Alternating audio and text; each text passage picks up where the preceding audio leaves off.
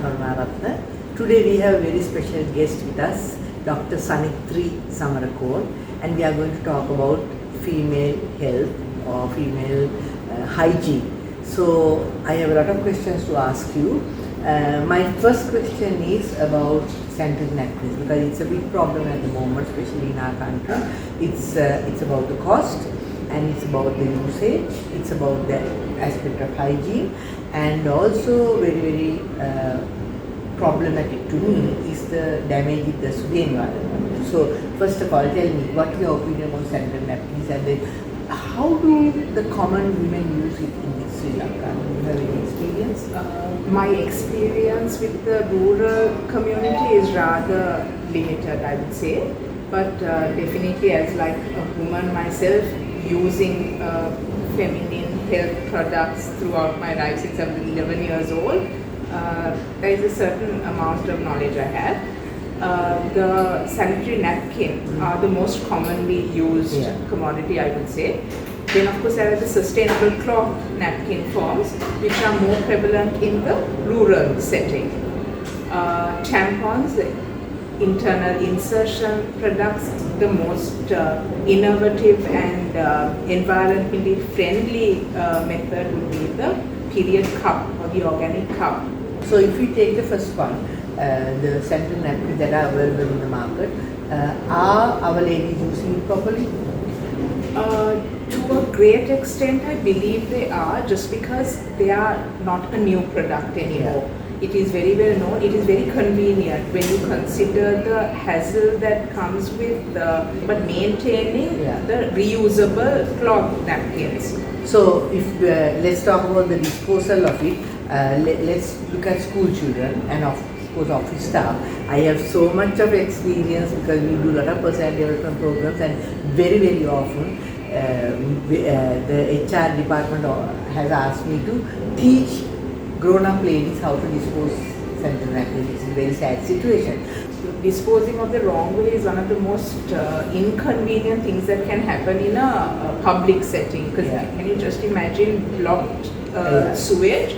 That's absolutely a nightmare, particularly like in a school setting or in an office setting. Definitely wrapping up and disposing is the idea. Still today, in some disposed of paper, newspaper, whatever paper that's disposed of being used to dispose, wrapping it would be the best. Better than plastic. Definitely better than plastic, purely from a environmental point of view, because the sanitary napkin, the disposable sanitary napkin itself is extremely bad for the environment in terms of plastic content and the degradation which takes so long. So you have automatically answered my second question. Now the third one is the cloth, right? Well, people use it, we can't stop it. I really don't see a big problem in that. As from a doctor's point of view, am I right? If we were to wash them properly and use it, is it good enough? That's the key word, washing them properly and adequately and timely.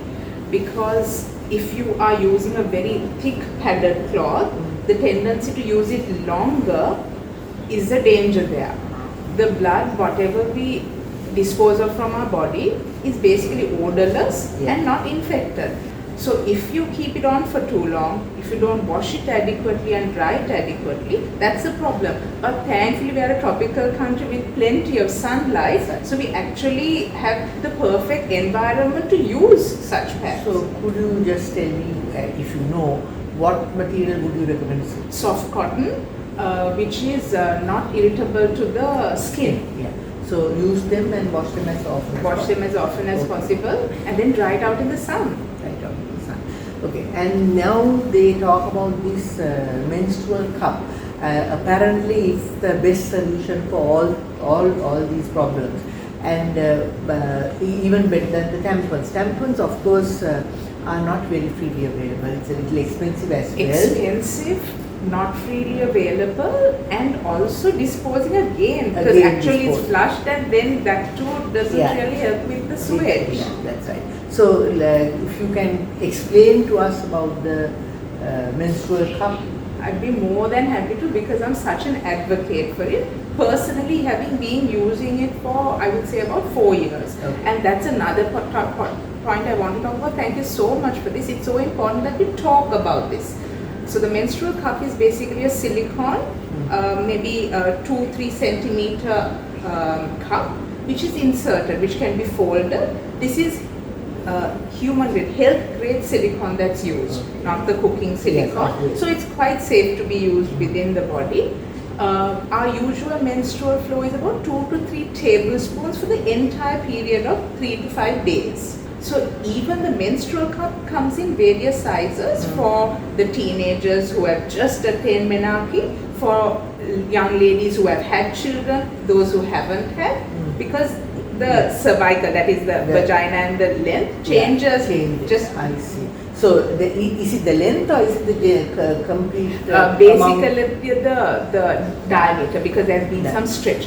You're right, the length actually doesn't change. You're right. Yeah. How would you advise a lady to use it? So the minute you start your period, you can use it. It can be kept for 12 hours. That you will figure out though if the cup quantity is adequate for your flow. Do you get a sensation when it is filling up? No, not at all. See, the thing, that's the beauty of the organic cup. Once it's inside, you're not even aware that it's inside. The danger then is that you forget that you have it in. Yes. There can then be leakage. Yeah. The initial usage can be a little uncomfortable. There is some discomfort, I would say, in the initial usage. Yeah. But after it's inside, it's one of the most comfortable things. Yeah. Which doesn't, then it's most cost effective, because a one-time 3,000, 4,000 rupee investment can last you for 10 years. So what's your recommended time period for a cup? That you will tailor make to your needs. 12 hours is a maximum that you should keep it in. Should we check in 4 hours? No, 4 not hours? at all necessary. If you are comfortable and you don't have any leakage, not at all necessary. Let's say you come to work, you have an 8-hour shift of work, let's say, that's more than enough time to keep it and take. That's absolutely no problem. You need running water. That's the only thing you require. So sometimes the privacy in, like, let's say, a public toilet might be inadequate. But then lots of toilets now have to be showers. And so therefore, if you have plenty of running water, you need to wash your hands and have good hand hygiene. Then you just remove it. You literally pull it out, dispose of the blood, ideally into the commode, flush it off, wash it well, and reinsert. So one is enough. Just one organic cup is enough to last you for 10 years. So this is really a godsend, I think, for It people. is absolutely a godsend, and this is from personal experience. I was thinking during the lockdown, having to go to work, having to work throughout, but not having stores open initially, I was wondering how my nurses managed. They managed to do it somehow, but I was so lucky with the organic cup. So that's good, that's good. I think that information is really very important. We really hope that all of you who are listening, especially the ladies and those who have young children, last question, is it safe for teenagers? It is actually safe, and I have friends whose daughters are using it. There is discomfort because they are very new to it. So it takes some time. You need to persevere with it. Say one period or maybe 2 to 3 periods. You need to just give it a chance, and you slowly grow into it, and it really becomes one of the most convenient things to do. For people who do sports, and dancing. I used to dance, and so actually, thanks to my mother, I give her full credit, got me used to the tampon at 16. So like in Sri Lanka, that's a bit of a taboo and a bit of a worry. But absolutely no issue, and now we have the cup that does the same thing in a better way. Yeah, so there's so much talk now about the damage to the environment with sanitary napkins. Then also they call it the period poverty. Is that the word they use now? Because there is an issue in the country at the moment. They say lots of young girls are not going to school because they don't have money to purchase sanitary napkins. And of course, going back to cloth, a professional says it's perfectly alright, provided you use very good hygienic practices where you wash these cloth very well and dry them in the sun. But the good news is about the menstrual cup, so we really hope you learn something. We are talking something which is generally taboo, but we are talking openly so that all of you will learn and follow good practices where your personal health is concerned. So thank you very much, and I hope this program will be of good use to all of you. Thank you.